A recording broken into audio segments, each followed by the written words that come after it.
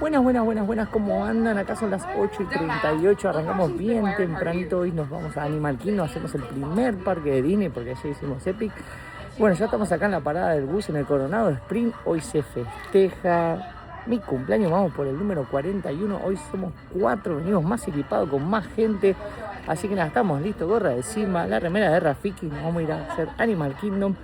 Vamos a hacer Everest, vamos a hacer Flight of Passage que tenemos Lighting Line, vamos a almorzar en Tusker House con los personajes de Disney, así que hoy nos espera un día increíble en un parque que es de los más chill, de los más tranquilos.